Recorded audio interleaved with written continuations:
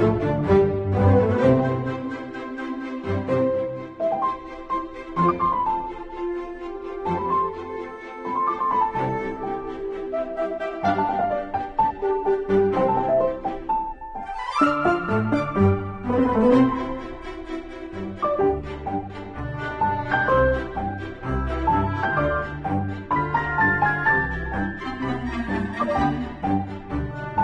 everyone. My name is Janice Schopper, and I'm the current theater chair at the Barn Theater.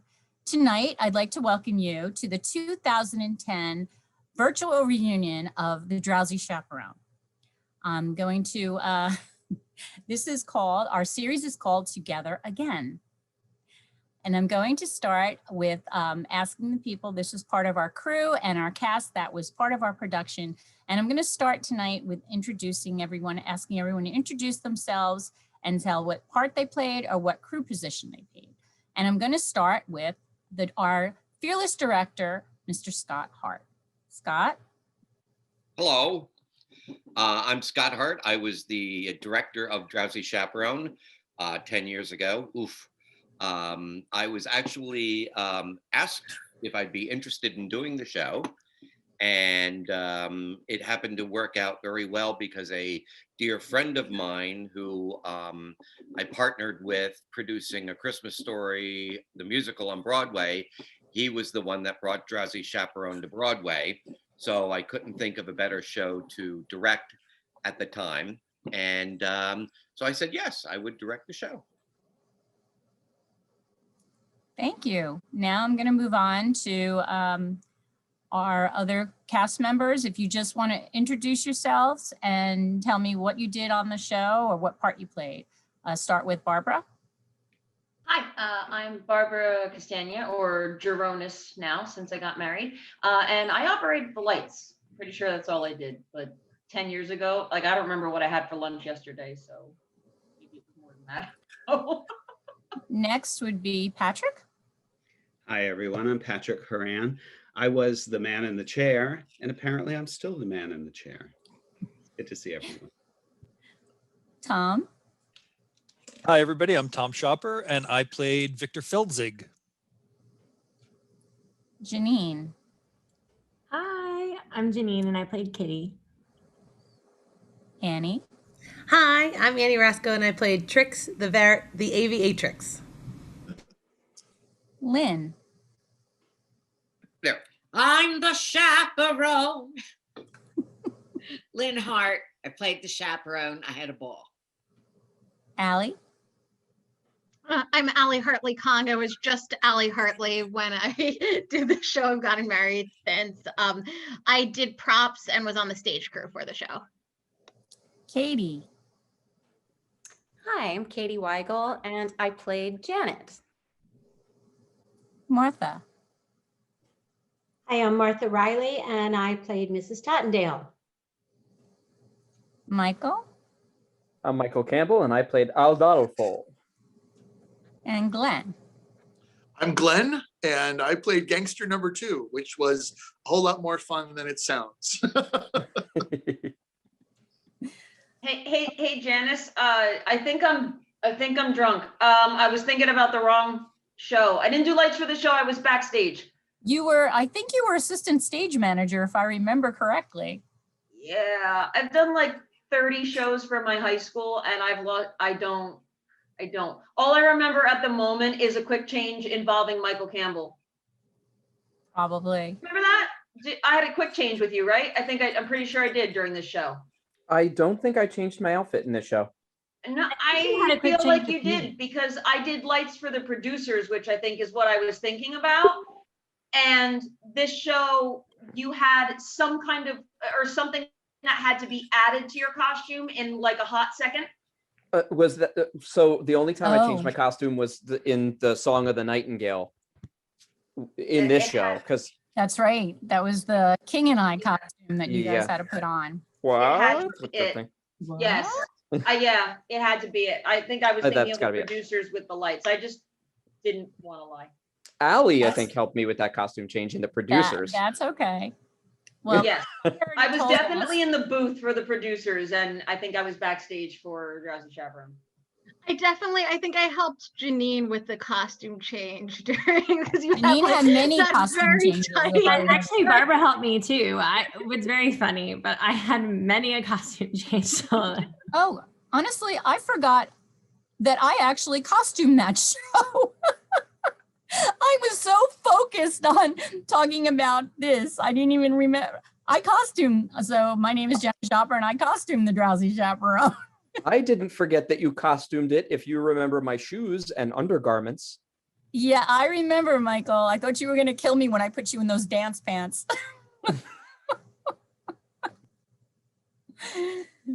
I got to get me some Adolfo. Stop it. So Scott told us why he was asked. He was asked to do this show. And it was because a friend of his also had been involved in it. So it meant something to him to direct it. But Scott, do you remember much about the casting process? I know it's been 10 years, but if you'd like to tell us a little bit about what you went through to cast the show. Sure. It's you know, I'm a firm believer, especially with community theater. I have to be able to cast a show in my head. Not saying that in the end, the people I cast in my head end up playing the roles. Very often they don't, but I have to cast a show in my head before I'll say yes, because I have to know that I can do a decent job with the show. And so, yeah, so I cast the show in my head, most of it. And there were a couple of roles I had some problems with right from the very beginning. Without any question, when I thought about Man in Chair, I thought about Patrick Horan. Whether he was going to audition or not, I don't know, but it was like Patrick Horan is Man in Chair. I like sitting in chairs. Yeah. So he was my first thought as far as that goes. You know, I always thought, Katie, we did My Favorite Year together. So it's like, oh, she'd be a wonderful Janet Vandergraff. I'm glad she auditioned. You know, as far as Drowsy went, Lynn, I live with Lynn. She is Drowsy. Her dry sense of humor alone is just, she has that great sense of humor here in the house. And it was like, she's perfect for the role. The only role that I had that I was very scared about in the entire show was Adolfo.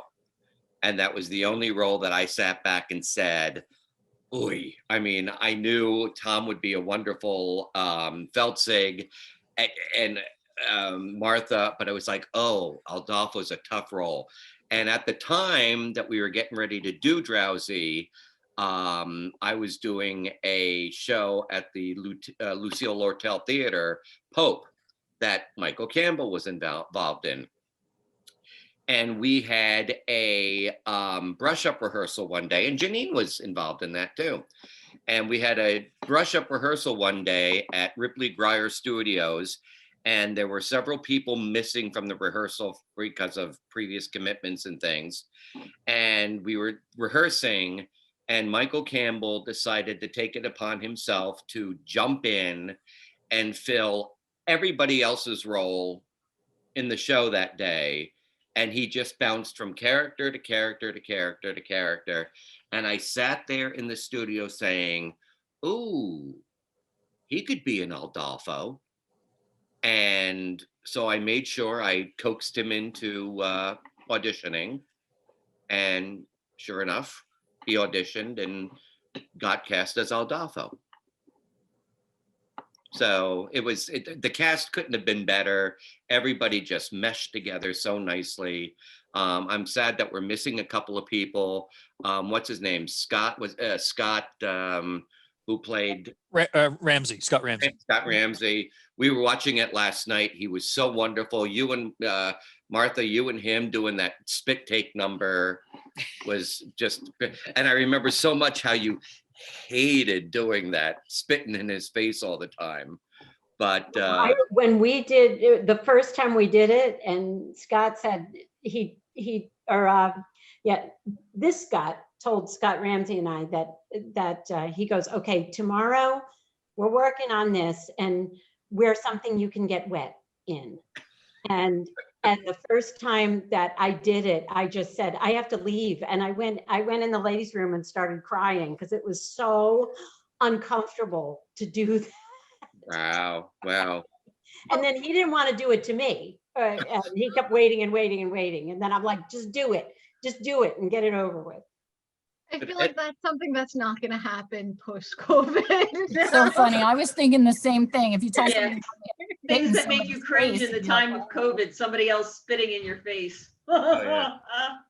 But it ended up being such a great number, and the two of you were so cute in it.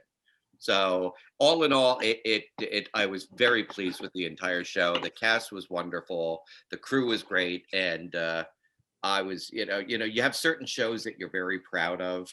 And that's definitely one of them on my list. I definitely have a lot of good memories from that show, watching it. There were certain little bits and pieces that I can remember, like the monkey number when Katie loses her mind. And Patrick's like, she's losing her mind now. I also remember it was a very big question whether we should put an intermission, because we were so concerned about our matinee audiences being able to make an hour and a half. And I didn't want to put an intermission in it. No, we do a lot of 90-minute shows now. We've done several. So it seems to. No, I mean, look at Fiddler. Fiddler was a 2-hour first act. Yeah, I know. I remember. Yeah. But so I want to now ask everybody, does anybody have any funny stories they can remember? I do. So I'm sure there are a lot of them because I can remember some. I have one from the monkey number, and I shall say which monkey will remain nameless. But there was a song like at the end, it was like, I put a monkey on a pedestal. And one of the monkeys, we're supposed to run backstage with our cymbals and sing like, ah. And one of the monkeys decided to do a cymbal crash and added a cymbal crash at the end of the number, and then dropped the cymbals and booked it out of there so our director wouldn't yell at us. And then the rest of us were all like, so that was a fun number. And I didn't know the show ahead of time. So when I was told, oh, you're Trix, but you're also going to be a monkey. And I was like, what is this show? And the fact that it was like the costumes were excellent and just super fun. Annie, I want to find out who the guilty monkey is. I will tell you, they are not here in this Zoom. I remember that, and if I remember correctly, you don't know who the monkey is, that's a problem. Yeah, I think everyone knows who the monkey is. Everyone knows who the monkey was. I'll never forget, I think Erin grabbed who was our stage manager, who unfortunately is not here tonight, but if I'm not mistaken, she grabbed the cymbals out of the monkey's hand and was like, stop that! Yes, I think it was like at the time, remember, because all of us were so serious, it was very dramatic. It was very disrespectful to Scott. And so half of us were like, this is hilarious. Poor Katie is singing this song and these cymbals are going off. And I'm like, what is that? I think I thought that was supposed to happen. And I had just like never noticed it before. But you kept going like a pro that you are. Oh, is there a cymbal there? Okay, that's fine. That's nice. I actually have a couple of really fond memories of that show. First of all, the whole show was a fond memory. It was it's just such a fun show. I love to listen to it. I loved being in it. Loved working with all of you. In that Monkey on a Pedestal number, when Katie Weigel's descent into madness, at the end of that. So she's on. I had a really unique perspective on that number because Katie was standing there with a spotlight hitting her from the front, and I was right behind her, and so she was in silhouette as far as from my perspective with this glow of light around her, and then all the monkeys surrounding her. It was a really cool visual that nobody else got to see, but all of us who were upstaged in that number. And then the rest of it was the set for that show was so cool, and how we all made our entrances from inside the refrigerator and out onto the stage, which was just so much fun. And then at the end on the plane. Yes, I found all of it recently. That's another thing. We had the set opened up and this huge biplane pushed out, and all the ladies were sitting down on the lower wing of the biplane. All the guys were standing on the upper wing over the top. And at the end of the last songs, the reprise of Stumble Along, as we stumble, bumble, whatever, there's four trouble. There's four umbles, and I never could remember which umble it was, but we were standing on top of the biplane, and I looked down and there's this whole unpainted piece of wood in front of me. And I was like, So I took a pencil and I wrote my lyric on top of the biplane so that I would remember it. Yeah, push that plane. I remember that. That was great. You know how hard it was to push that plane without being seen? We were pushing it on our freaking knees. And were you guys in costume? I don't remember if you were all. We had hats on. We had like aviator hats. So in case the tops of our heads were seen, we weren't like standing out as stage crew. But that thing was, once it was loaded with like people and in the middle of the show, it was not terribly light. Didn't the bed come out too? Because I remember I had to pull Lynn and Michael in on the bed, and I was like, I can do this. I got it. There we are, It was like not the lightest thing with all of you on it, and I was like, all of like 17 years old and like 110 pounds back then, and it's like pure We had a muscle. pipe on it. There was a pipe on the back of it. Yes, yeah, I had was like yeah. running backwards, pulling back with all my might. Scott, who designed that set? Was it? You're laughing. Yes. Well, Greg Moran, as you well know, designed most of the sets that I've done shows for. And there was something, I don't know, Greg was not available to do that show or something or another. And so I ended up designing that set. And the show that they did just before Drowsy was Almost Maine. Almost Maine. Which Jonathan Wentz had designed. Right, which Jonathan Wentz did, and they had this frame that they used that was part of their set. And I remember distinctly going to the barn the day that they were tearing down that set and saying to him and Jeff Knapp, "Could you leave the frame?" And they were like, "Well, why do you want to leave the frame?" And I was like, just leave the frame. I think I can use it in the next show. And I designed the entire set around that frame because I thought that frame would make like a really cool, like proscenium, but it was done out of like molding. So it looked like molding of an old apartment. Yeah. And so we used that frame. And the cool thing that a lot of people don't notice was Larry Wilbur did the lights, designed the lights. And he put all these LED lights in that frame. And every character of the show had their own color. So during the show, like during the opening number, when each character came out, Drowsy or Janet or Aldolfo, every time somebody came out through that refrigerator, that entire proscenium would light up a different color. And during the show, when they did their numbers, that proscenium would turn those colors based on their character, which was pretty cool. I did not know that. Yeah. I don't think I knew that either. I didn't know that either. I love that opening number when everybody comes out, and they come through those doors and they just, Katie comes out and she's like, "I'm Janet." And I love that. I just remember that very distinctly. Well, it's one of those numbers, sort of like the opening number of Into the Woods, the opening number of Ragtime, where the number itself introduces you to all of those characters, and I love those. It's just so much fun. it was great. I mean, I remember so many wonderful things. Except for the night when the sound cue didn't work for the record.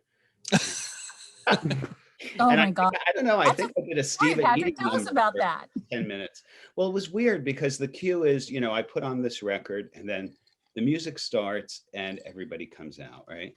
So I'm doing the opening monologue or whatever, put on the record, nothing. Oh, okay. So I try it again. I did it like 3 times, right? And then I look up in the booth and I see people like hanging out, freaking out. And I can hear Scott going on the back stairs. Start. Running up to the booth and I'm like, okay, there's some problem. And I don't know what I did. I just did some monologue from some play I remember or something. And everybody was just smart. but do you guys actually remember what it was? Because I remember sitting there and being like really impressed. Oh, I really? don't remember. That's funny. No. Somebody said to I me, remember "God, who's just it took riffing." forever to get. What were you doing? It took forever to get to the opening number. I was like, well, just ad-libbing, you know. Doesn't surprise me, Patrick, that you would come up with something like that, knowing you. Well, I mean, it was kind of fun. After 10 minutes, it wasn't, but it was fun in the beginning. I think we all have stories about things that don't work out well, and you have to ad lib or go as, you know, just figure out stuff. I mean, not that I've ever been on stage, but I've been involved in enough productions to see things like that. Always I fun. never ad lib. No, never. Michael, Never. Michael, you Yes, must I have do. some funny stories. I not can remember one in particular. about this show. Yeah. Because the only thing I want you to tell me, because the only thing that I can think of is me and Jess Phelan, who did my hair for the show, is a wonderful stylist and took care of me this whole time. It would be a joke between me and her to see how high she could get my hair to go every night. So we ended up with pictures like this, where it's just getting taller and taller. I'm pretty sure I took that picture, by the way. And I think it is because, oh wait, that's you at right here. That's how big it got. And she was always like very, very proud of that. She That's thanked. your actual hair? That wasn't a wig? No, that was not a wig. That was my actual hair. You had grown your hair out really long, I remember. That's right. Yes. And she won the Arthur Award for hair and makeup that year and thanked my hair on stage. Like, thank you. I just want to say thank you to my I Candace hair. remember that. I remember her doing that, your hair. But you don't remember that one night? It was our final dress rehearsal. And the Straight and Narrow had come to see the show. Oh my God. I think you almost broke character that night. Oh my God. They thought I was such a snack. They Hey, we all do. I'll never forget this because he was, I don't know what song, I don't know if it was I Am Adolfo or what song it was you were singing, but right after that, they, you know, research, and then they were just like, I got to get me some Adolfo. And I'll never forget your face. You started to almost laugh, and I've never seen you break character before.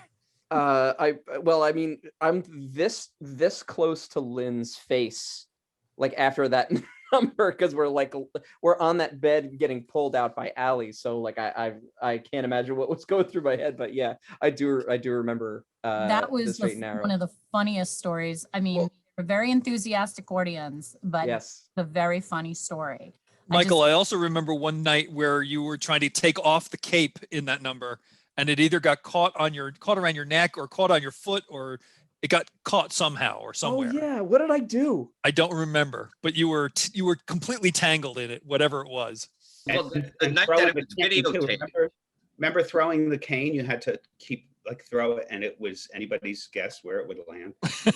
Like hide under furniture and whatever. And the night they videotaped it, you had issues with the cape too. Maybe that was what it was. Yeah. I can't remember what was going through my brain at that point, but if I blame Janice. Yeah. Was that a prop you had to throw off stage, Michael? Was there something you threw off stage? It was a cane, I guess. It was the cane. Yeah, the cane. Guess who you were throwing it at? Did I ever hit where it was supposed to hit? Well, I only caught it maybe 3 or 4 times. Every other time we just had to kind of muffle the sound of it going wherever it went, hoping it wasn't a catastrophe on stage, because it was kind of like, oh shit, go, okay. Well, sometimes I'm very enthusiastic. My exuberance bleeds through to my props. I do remember you one scene with Tom. There it was always very funny where you would like rub your head on his shoulder, and it was a cat in pajamas. That's not the chaperone, you idiot. That's the. So much fun. That show was just so much fun. A lot of fun. So anybody else have any very funny stories? I mean, come on, guys. It was like, I know it was 10 years ago, but somebody must have This show is to date the only time I can recall that I have broken character on stage, which, like, you know, it's a miracle that it only happened once, like in this show, because it was such an uproariously funny show. But so at the end, when the airplane's coming in and he's riding in on the airplane, there's supposed to be like general hubbub. So we're just like all ad-libbing, like, what is that? What's going on? And Brian Hall, I wish he was here. So he had his Robert Martin voice, which was hysterical by itself. And he says to me in the hubbub, the joke that Patrick's line is when he introduces the aviatrix, he says, or as we call it today, a lesbian, like, you know, PC though it may be or not. But so Annie's flying in and Brian turns to me and goes, oh, honey, it's a lesbian. And I was like, ah! And then the whole scene when we're supposed to be like, why, what is going on? I was just like, but I was heaving my chest, like I was laughing, but I was just trying to contort my face so you could try and so that it would maybe seem like I wasn't just laughing in the middle of this scene, but I couldn't. It just came, it was like explosive. I was like, "Pa!" Actually, every time we did bows, I was next to Brian, who is really, I think, probably the most obscene person I've ever known in my life. And he, and so. You don't know Brendan. As we would go, yeah. But as we would go, you know, acknowledge the pit and everybody else, Brian would always have some snarky or obscene thing to say, either about me or about whoever we were acknowledging. And then I would kind of shoot something back at him as we're smiling. And it got to the point where Megan would come to me and say, okay, what did you say tonight? What did you say tonight? I saw the look on your face. Yeah, you never knew what he was gonna say. That's Brian for you. But on that note, I'll say that like I can remember nothing but like laughter. Like, and I know that sounds very like cheesy to say, but it's true. Like, I will say that, you know, community theater in general has a tendency to be dramatic in the best ways and the worst ways. And I think that this show in particular, with this group of people in particular, was one of the most positive experiences I've had ever in musical community theater, for sure. It was a great cast. Everybody was, it was just a good cast. It was one of those casts that everybody just kind of clicked and worked very hard and very well together. Yeah, I agree. It was frustrating for me, quite frankly, because I saw the show every night. I mean, I when Scott's talking about the lights, I saw all those cues because I was literally just watching you all. And you're such a group of great people that I felt like I was in my own play, which I kind of was, you know, because I'm telling the story and you're the story. And I don't feel like I spent a lot of time with you all other than to see you on stage. But one thing that you probably don't know, although maybe the stage crew knows, my bladder is terrible and I have to go to the bathroom constantly. Well, you remember I couldn't leave the stage except for there was one time I'm supposed to turn the record over and it's the wrong song. And that's the bit. And I say to the audience, I have to pee. Well, I literally had to. And every night I had it timed. I don't think I told you this, Scott, because you'd be nervous. But every night I'd say, oh, I have to pee. And then I'd run out and Larry would hold the door. And I had it timed so I could run to the handicap bathroom, pee, come back on, and literally hit my. And it was timed like perfectly. Maybe a line or two off, and I was waiting for that one night when a lady would be in there, and I would just go, I gotta go, get out of here. But so that was happening during the wrong song, the Anna and the King song. I remember apologizing to you a lot during rehearsals because I would sit there. Because it was your role, although you were on stage for the entire show and had the most lines, you didn't work with anybody else much on stage. Right. So most of the rehearsals, and it was the same thing with the Gene Shepherd role in A Christmas Story. You don't work much with anybody else on stage, so most of the show was spent blocking and staging the rest of the show. And I kept turning to you and saying, oh, and I'll plug you in here. Oh, I'll plug you in there. And here you are with the most lines, and you literally like stepped in at the last minute and did stuff. Well, but I do want to say, because I've seen this show done before, and usually the man in the chair stays in the chair. And Jay Mills, whom we all respect and love, came up to me and he said something to me. I don't think I ever told you this, Scott. He said, you know, Scott was really bright to not have you just stuck in that chair, because you had me all over the stage. Oh, I was yeah. constantly walking around. At one point, it was kind of creepy. I was in between Brian and Katie when they were going to kiss. I wanted to kiss. That was really creepy, but whatever. But he said to me, he said it was really smart of Scott to have you move around and be part of the action, because we could clearly see where you were going and what was happening and whatever. So I was busy, just wasn't, part of the group. Well, and that was a shame, because we didn't get to interact with you downstairs or backstage at all. But I actually envied you, Patrick, because you got to watch it all and see it all on stage and see things that none of us ever got to see, which was, so it was unfortunate that we didn't get to interact as much with you, with Patrick, our friend, but you got to see portions or all of that show that we never got to see, which was really sort of but fun. what really worked for me as an actor was because you all ignored me for 2 hours, and then the finale, when you all start to turn and you're singing, and I think of Lynn singing so lovingly to me, I get choked up now thinking about it. Yeah, because all of a sudden it was like this love from everybody that I was seeing your earlobe all night, and now all of a sudden you're singing into my face. That worked beautifully for me. Watching it last night, there was a couple of moments in the show that really, to me, stood out really nicely. And it was moments that you had with people. There were 2 moments that you had with Lynn that were very nice, where she came, sat on the chair next to you. And then when she was doing her number, that you ran and sat center stage on the floor in front of her, which was a great moment. And then the moment you had with Katie, where you sat on that settee with her. That's beautiful. That's where I thought I was going to lose it, because you talk about trying to concentrate. I mean, you're so funny, and I just wanted to laugh at you all night, and I couldn't do it. But we got drunk together. That was fun. During especially like the beginning of the pandemic, I kept thinking about what was the line from your final monologue about like enjoying life while you can? And it was like the cane dropped, and that became the whole impetus for the speech. Like that moment kept coming to me at like odd moments during the beginning of all this, and yeah, it was a comforting memory to have. While you can. Yes. While you can. Tried to time that, Michael, remember? I must have blocked this from my memory, because just like, oh, I'm supposed. There was also a really wonderful prop that Anthony Rubalata designed, and you can actually see it over Annie's shoulder. Patrick is holding it in his hand, and it's the cover, the album cover for, there you go. It's the album cover for the Drowsy Chaperone, and it's a double open up.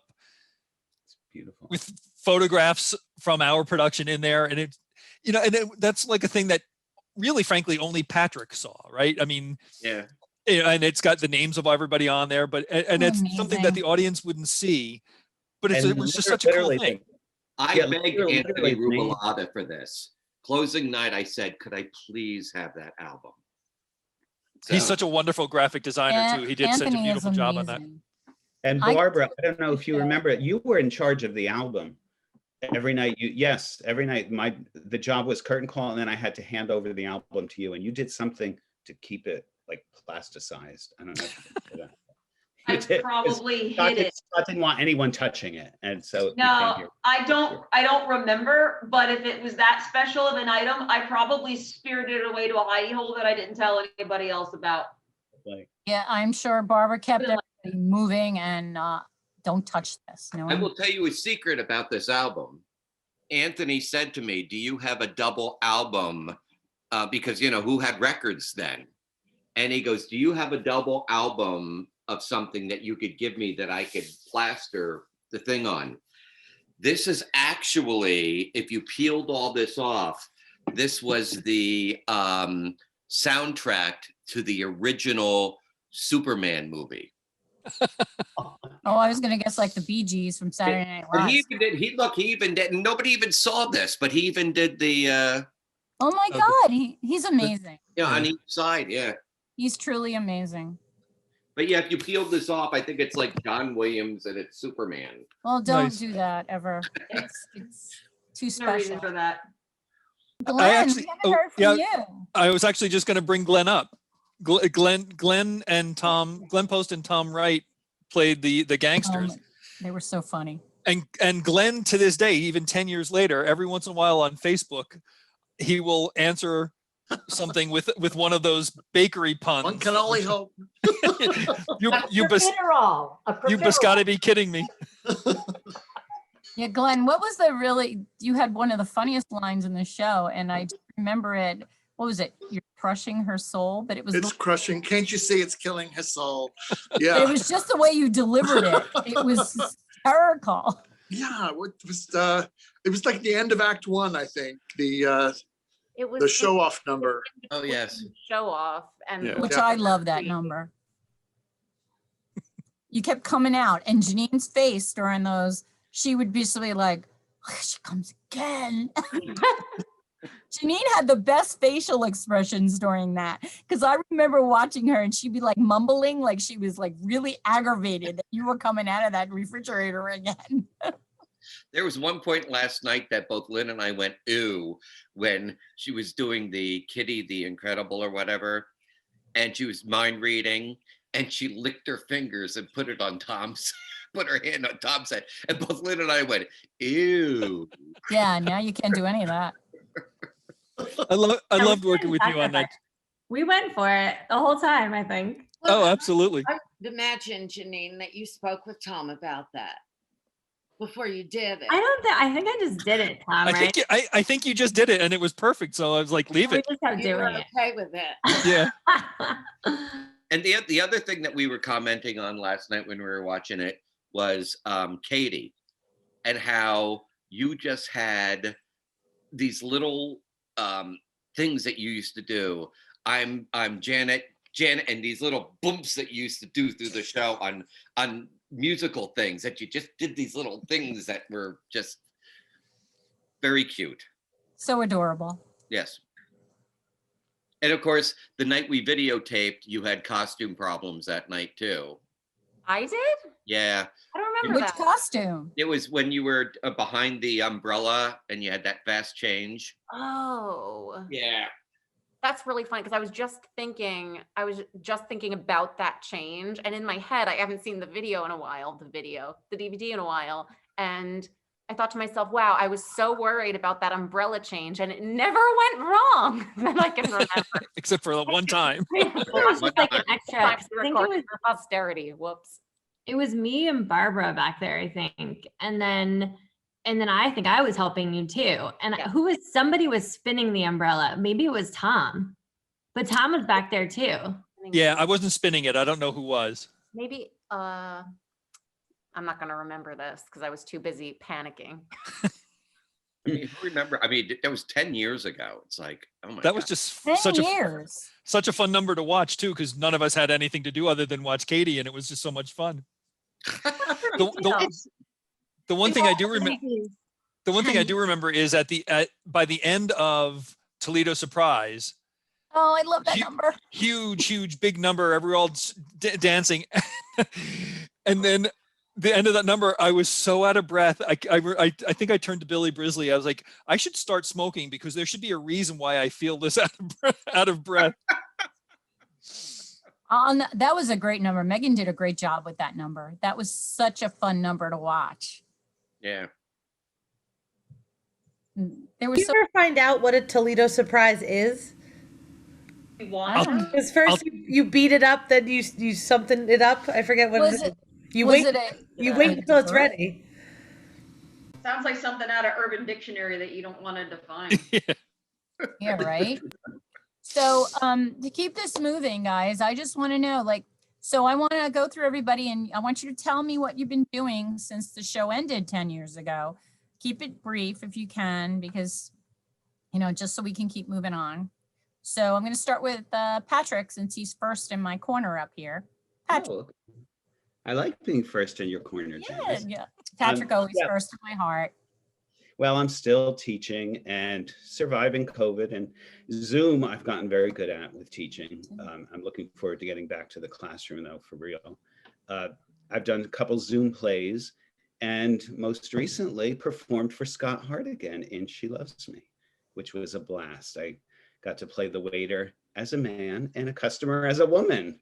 So really got to pad my resume, and it was just delightful to work with this Hart. That wasn't all you padded. Ain't that the truth? So I'll go next, since I forgot myself last time. Since Drowsy Chaperone, I've worked with Scott in several shows. I've worked with him not only costuming shows, but producing for him, and a bunch of them since the show's been over, since we did Drowsy. And I actually costumed Patrick in that female costume. And She Loves Me. That was the last show we did together, which was also a great show. But I've done a lot at the barn over the last 10 years. I'm still involved. I'm still on the board of directors, and my kids are growing up. I have a job I love, and a husband I love, and yeah, you surprised, honey? And things have been good. I'm gonna move on to you, Tom. You're next. Yeah, so over the past 10 years at the barn, I've been involved the entire time at the barn, both in shows, directing, still on the board of trustees. I was supposed to have directed last season Into the Woods at the barn, but that got canceled because of COVID. So we're just sort of taking a break from the theater for a while because of COVID, and working from home and doing all of those fun things, and making do with the best we can. But it's I've still been involved at the barn a ton, and it's still my favorite theater, and because of all of you people and all of the wonderful people involved there. That's it.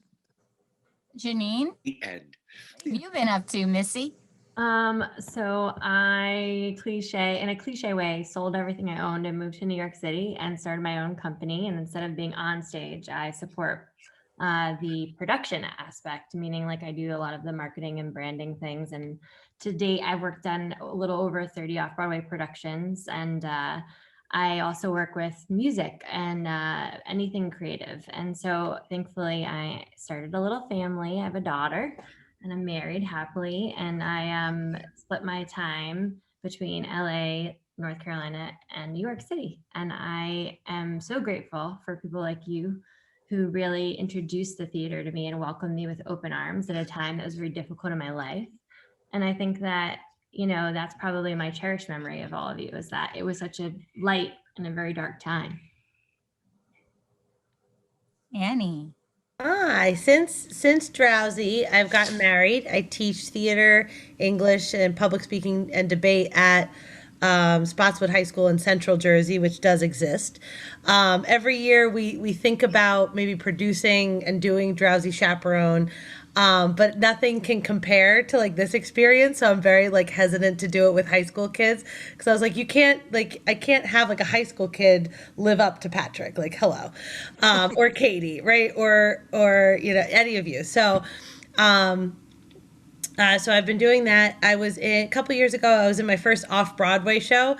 I was in plenty of off, which I didn't realize the difference. I was like, "Ooh, I'm in an off-Broadway show." And my friend was like, "No, Annie, it doesn't have 99 seats." And I was like, "But we're so close." It's fine. So I was in an off-Broadway show at the Players Theater a couple years ago, and that was really fun. I got to music direct it, which was also really cool. I just got a play accepted to the New York Summer Fest at the Hudson Guild Theater. So hopefully we'll be able to do it. If not, I bought the obligatory singer's mask, so I look like a platypus. We could do something with that. And I have to say, between like performing and teaching, it's been really rewarding. And I was always very jealous of my friend Jade Citron, who has been a huge icon at the Barn Theater. When we were in high school, she wasn't getting cast in the roles that I felt like she deserved. So she moved on elsewhere. And I was like, oh, I should have gone with her, because she talked about the Barn as such a great community. And I didn't come to the Barn until after college. I'm very lucky I have, because I got to meet all of you wonderful people and, have bad pub food at Harrigan's after each show. I still remember the buffalo fried buffalo calamari, which was a bad choice that night, but it's fine. But I also remember another really important lesson that I learned from the barn was the importance of the stage crew and the stage manager and the respect for props. And I think in high school, as an actor, like especially like when I was a soprano, like we tend to be divas. You don't necessarily tend to have the respect for the prop, or like you get the obligatory, if it's your prop, if it's not your prop, don't touch it in high school. But there was never really any like reverence for the crew, or at least in my high school experience. So coming to the barn, I think almost having like my head ripped off by Erin for like moving a prop a centimeter off the table by accident. I've taken what I've learned from like watching you guys as crew at the Barn Theater and have transferred that to my crew. So that way my cast has like the fear of God in them if they touch a prop that's not theirs. Because I remember touching a prop that wasn't mine just to like take a picture with it, and the death stare I received, like I was like, oh, I felt that everywhere, and my children that I don't have felt that. So I just wanted to thank you for, and also, you know, sometimes the word community theater gets sort of like a bad rap, but I feel like all the productions I've been a part of or seen have been so professional, that, you know, if there's another word for community theater that's like not regional, but like the quality of the professionalism of everybody involved, I really respected. So thank you. Scott and Lynn, whichever one wants to go first. Go first. Lynn? Oh, well, after Drowsy, in 2014, Christmas Story opened at the barn. So I was lucky enough to play Miss Shields in that. And then in, what was it, 2015? When was it? I don't remember. I don't remember. Fiddler. Fiddler. A couple Fiddler. years ago. That was 17, maybe 18, 17. 17. Probably. And then in 2019, I actually went away for 3 months and worked with a professional theater company in Utah, and we toured. I was rehearsing 2 shows at one time, which was crazy, but a lot of fun. I did I Hate Hamlet, and I did The Mother and Barefoot, which was a lot of fun. Then that came back to Jersey at Hunterdon Hills Playhouse, and then everything kind of stopped because of COVID. So, but it was fun. But I love the barn. I've always been happy when I've worked there, and everybody is so professional. I hope to do something again soon. When we can do theater again. Yeah. Scott? Let's see. So since Drowsy, shortly after Drowsy, I ended up working with my friend Roy and produced A Christmas Story. We did 2011 national tour, which was the year after Drowsy, and then 2012 Broadway. And then we were nominated for Best Musical for a Tony Award that year. And then 2012, we did the tour and played Madison Square Garden. And the show, 2013, yeah. And then the show goes out every year on a national tour, except for this past year. Since then, I've done directed Fiddler at the Barn and Christmas Story, Fiddler. And yeah, in fact, the Christmas Story was the first theater, Barn was the first theater to get A Christmas Story from after the Broadway. Great success. Excuse me? It was a great success. It was. And then we did, then directed Fiddler, and then She Loves Me. And now I manage a theater in Basking Ridge, the Saminsky Theater at the Fellowship Cultural Arts Center, which means I'm not doing anything there. But it happens to be on the grounds of a retirement village, and they've been kind enough to ask me to come in. And I've been working at the retirement village with the residents, which has been very nice. And because of that, I was able to get my 2 COVID shots. Nice. So and Lynn's been able to get her 2 COVID shots. So we've been vaccinated. We can't get rabies or anything now. And that's pretty much it. Allie? Yeah, so I was a senior in high school during the show, and it was spring of my senior year. So having grown up doing things at the barn, literally my earliest memory of childhood is playing with Barbies in the lobby while my mom was rehearsing something.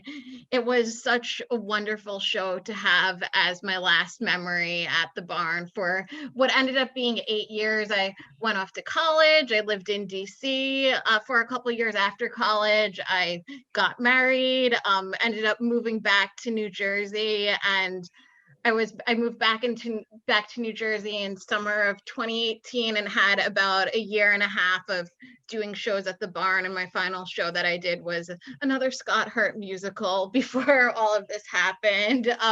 And since the pandemic happened, my life kind of shifted. I ended up kind of changing careers during the pandemic. I was working for a historic site, and now I'm a digital strategist for museums and other cultural institutions. And I've been doing a lot of writing, journalism, freelance journalism writing. I had an article published in Smithsonian Magazine in the fall, which was pretty exciting. But I've been writing plays, and I actually I've won a couple short play competitions, and I was commissioned by Single Carrot Theater in Baltimore. So I got my first professional theater commission, and I was commissioned to write a monologue that'll be part of a festival of monologues that's airing virtually, because everything is virtual now, next weekend. And actually between this weekend, or this upcoming weekend, and April 2nd, I'm going to have a new virtual production at various different theaters happening over the for the next 6 weeks. So theater has always shaped how I told stories, and I'm really excited that I get to do this now. And the pandemic has made me want to try to pursue being a full-time writer and try to transition my career for that. So it's been an eventful 10 years. But I just have such fond memories of this show, and just like I feel like I had just gotten my license before this show. I was about to go off to college. This was the first show that I felt like I was like an adult doing theater, and everyone treated me like I was an adult, even though I was a stupid 17-year-old. So I really appreciate that and have such fond memories of this show. Thank you, Allie. Katie, what have you been up to? My goodness, I have to follow the wordsmith, the pressure. So since our production of Drowsy, Drowsy was the second of 3 shows I did at the barn, all of them with Scott, my favorite year, then Drowsy, then A Christmas Story, where I got to play very angry elf. And you're great. And I did numerous other shows at other theaters locally, Old Library Theater, Players Guild of Leonia, Bergen County Players, but the barn has always felt like home to me. I mean, it was the first community theater show I did out of college, but I think it's also more than that, because I kept coming back again and again, and the experience was just always stellar every time.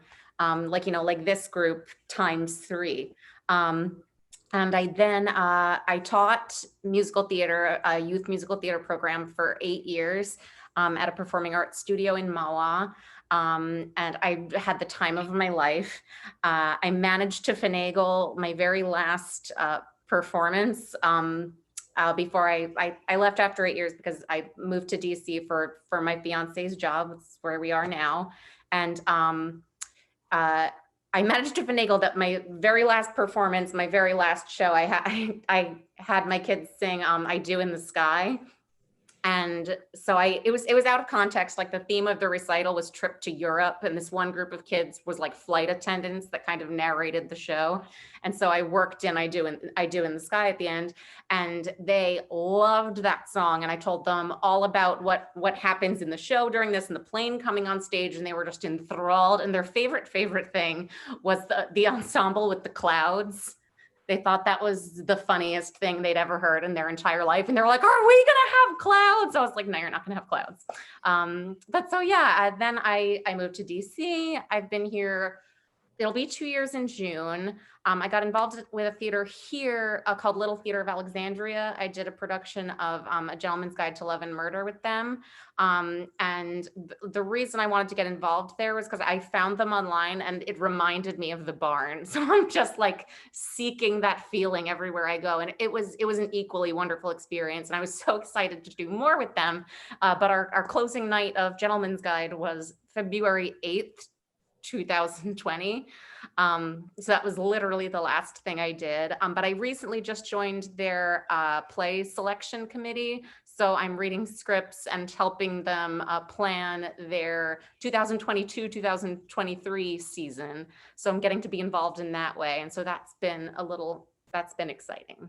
So that's the long and short of it. Martha. Thank you, Katie. Martha.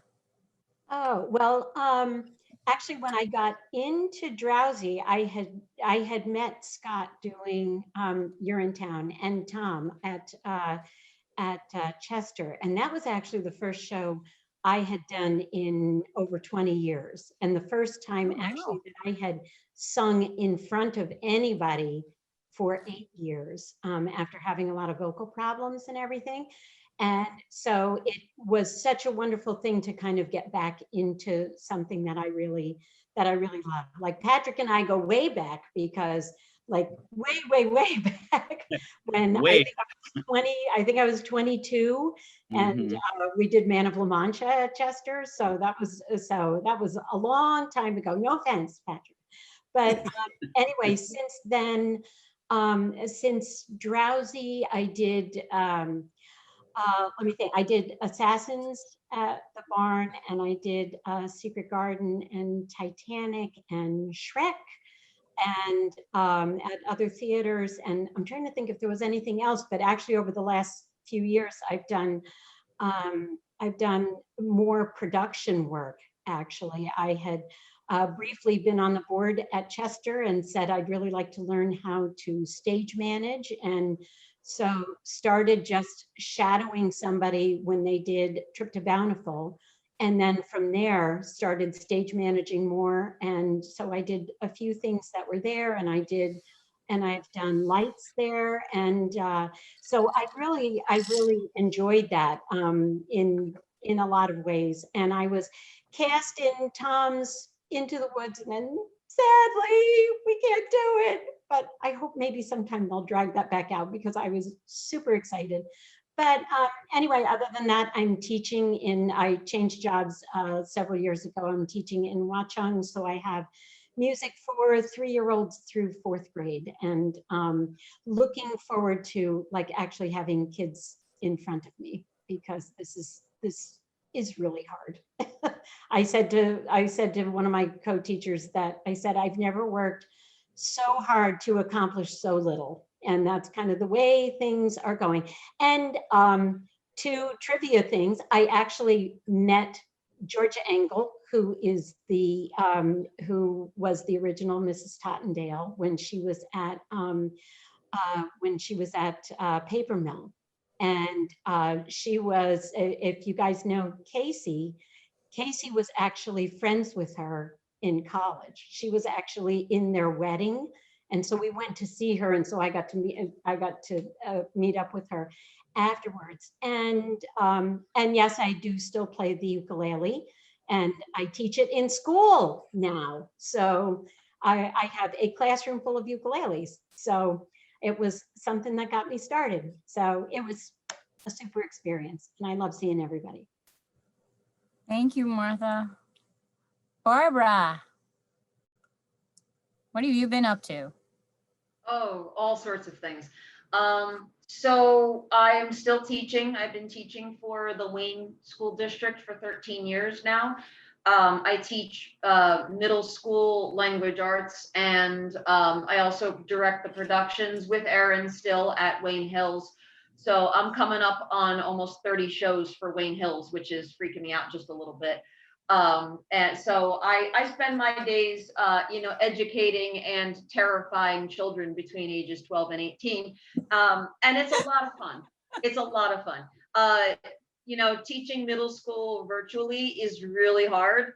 You get all sorts of strange things, and they can't keep their cameras on, and they don't know where to find their assignments, and they show up to class without shirts on. I'm not kidding. That's a thing. So yeah, it's weird. You're like, you need to get dressed, turn your camera off. And they're like, oh, okay. So, well, all right then, it's a whole new world. So I've been doing that. I'm still working for the New York Renaissance Fair. I was on cast for 2 years. I took a break, and then I was a rose seller for a few years. And then in the meantime, like in the last few years, my husband and I have been working for one of the booths at the fair. We've been sort of running it and managing it in the absence of him and the other manager, which is great because I get to dress up and play a part without having to remember any lines or without Erin screaming at me to not touch the props, which is a lot of fun.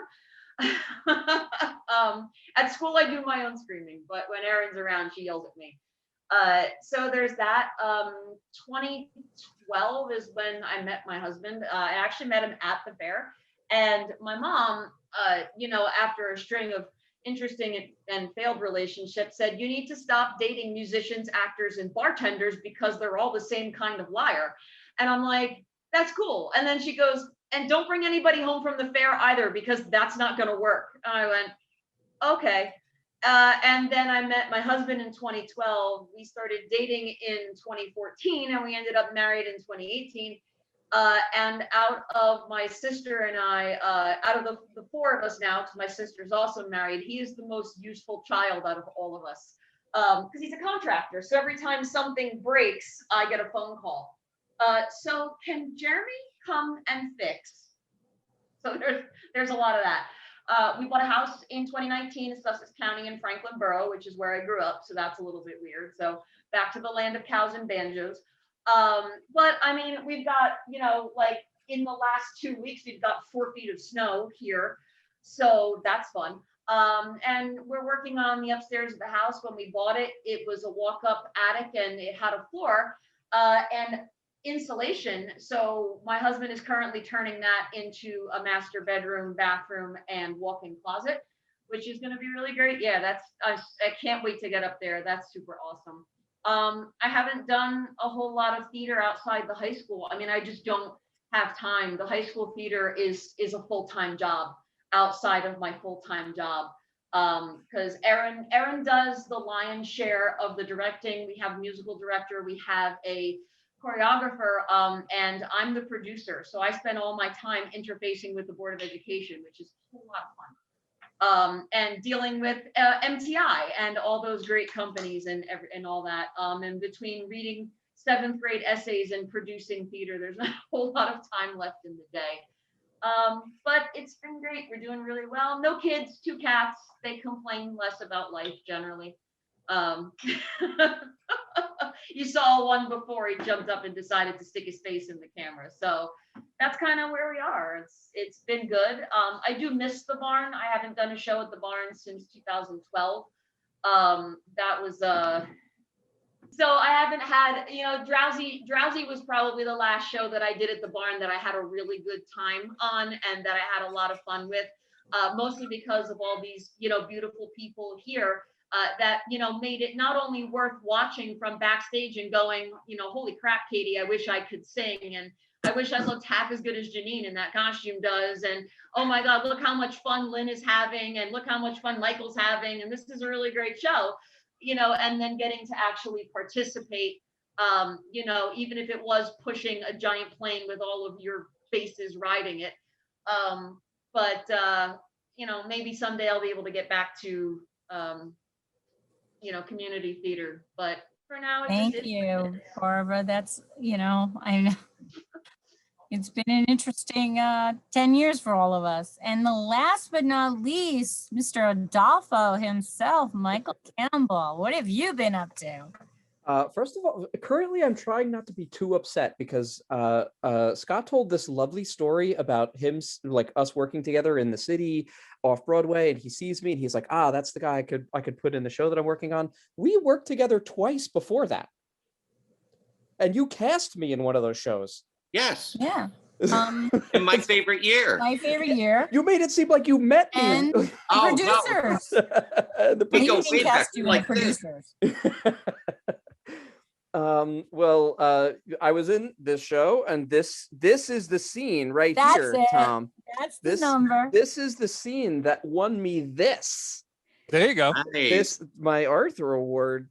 Not my first, but also not my last. Wow. I like how Michael came with all his own props. You can trust me to be dramatic. So at the time of the show, I was teaching math. I teach physics now at a STEM academy. Somebody who teaches with me, another physics teacher, Gonzalo Valencia, is my writing partner. We wrote a musical, and then we wrote another musical. Most of the music for that one is on Spotify. It's called Goblins and Gates. I got married. I have a small baby, very small. And mostly, especially during this time, we're just trying to keep as busy as we possibly can, because theater people, like, I feel like, crave that connection, and we're missing it. So as much as possible, I try to write, I try to work.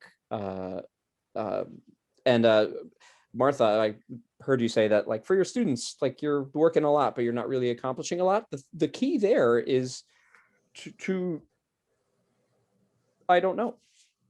I'm sorry. I I was sure that I had some clarity there, but I don't. Like, we're kind of at sea here. So I'm just grateful that I had the experience of doing this show, because it let me come back here and see you guys for a while, my friends. Thank you, Michael. We have one of the things that Lynn and I have done over the years is, depending on what show we've been doing and stuff, if we happen to get a cat during a particular show, we tend to name our cat after a character in that show. And during that show, we got a cat that after we got him, we looked at him and said, oh, what's a good name for him? And both Lynn and I decided that the best name for him was Aldolfo. And Where is he? There he is. There's a beauty. There's Aldolfo. Isn't he gorgeous? Look at him. He looks like an Aldolfo. Hi, Adolfo. Let me so meow thrilled. it out for you. Yes, he's so thrilled. Yeah, he is. Yeah. Well, thank you all for joining us tonight. I'm so happy to see all of you. I've missed you all so much. And hopefully we'll all be doing theater again soon together. So I appreciate everyone taking the time out tonight to join us, and we look forward to seeing people again soon. So Thank you for setting this up, Janice. I would say thank you for organizing this. Thanks, Jen. Oh, absolutely. Thank you. Thank you. Great seeing everybody.